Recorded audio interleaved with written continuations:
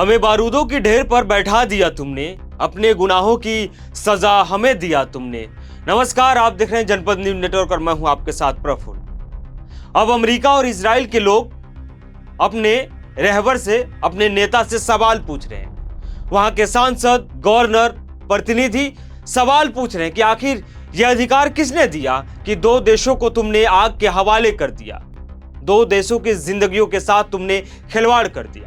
California के governor हैं, वो डोनाल्ड ट्रंप से पूछ रहे हैं और ये सवाल पूछना लाजिम भी है। उन्होंने कहा कि हमें यह समझना होगा कि हमारे बम या इजरायली बम स्कूल में पढ़ रही बच्चियों और बच्चों को मारने के लिए कैसे इस्तेमाल हुए, किसने हक दिया तुम्हें। कैलिफोर्निया के गवर्नर गैविन न्यूसॉम है जो डोनाल्ड ट्रंप और नेतन्याहू से सवाल पूछते हैं कि आखिर बमों से उन मासूम जानों को निशाना बनाने का हक किसने दिया, किसने अधिकार दे दिया कि तुम जाओ और ईरान के स्कूल पर बमबारी कर दो। क्या युद्ध नीति यही कहती है?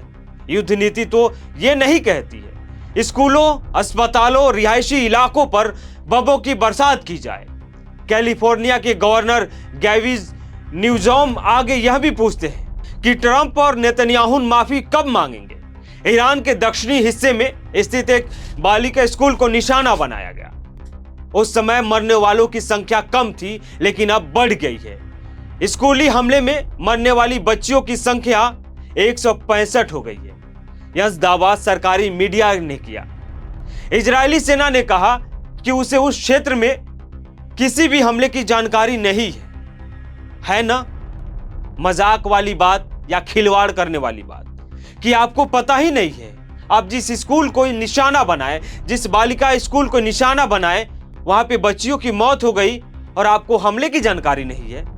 वहीं अमेरिकी सेना ने कहा कि वहां रिपोर्ट की जांच कर रही है कि कितनी बच्चियों की मौत हो गई है, जबकि इन रिहायशी या स्कूल या अस्पतालों को निशाना नहीं बनाया जाता है। फिर भी अमेरिकी हमले में, इजरायली हमले में स्कूल में पढ़ रही उन मासूम बच्चियों की जान चली गई। अब सवाल यह भी उठता है कि क्या माफी मांग लेने से उन मासूमों की जान वापस आ जाएगी? क्या उन मासूमों की घरों में जो मातम पसरा है, सन्नाटा पसरा है, वो सब कुछ बदल जाएगा? क्या ईरान की तबाही, ईरान की बदहाली उसकी खुशहाली में तब्दील हो जाएगा? नहीं होगा ना।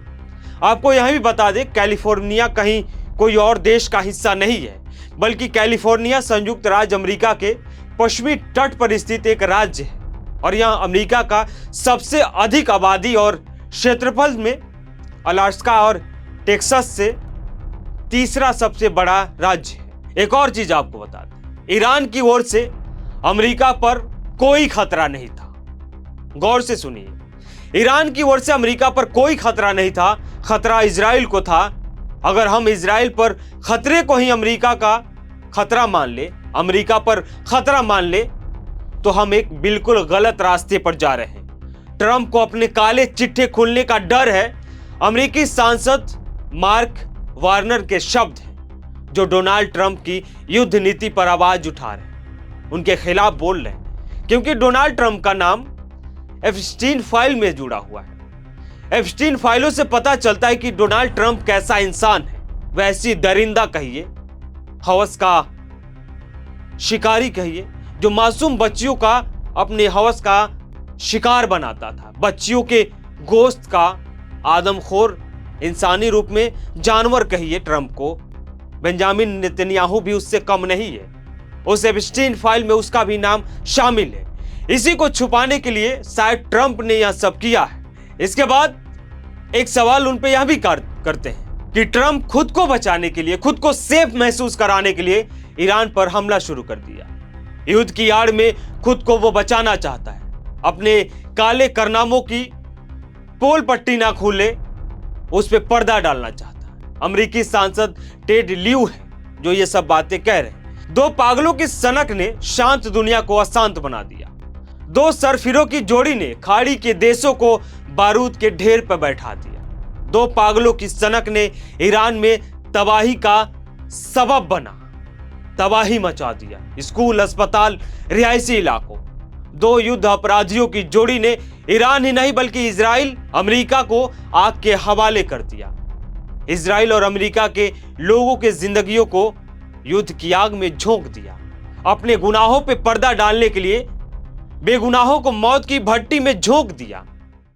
खुद के काले कारनामे उजागर ना हो जाए, मासूमों की जिंदगियों को मौत के मुंह में धकेल दिया ताकि खुद की जिंदगी बच जाए, खुद के गुनाहों पर पर्दा पड़े।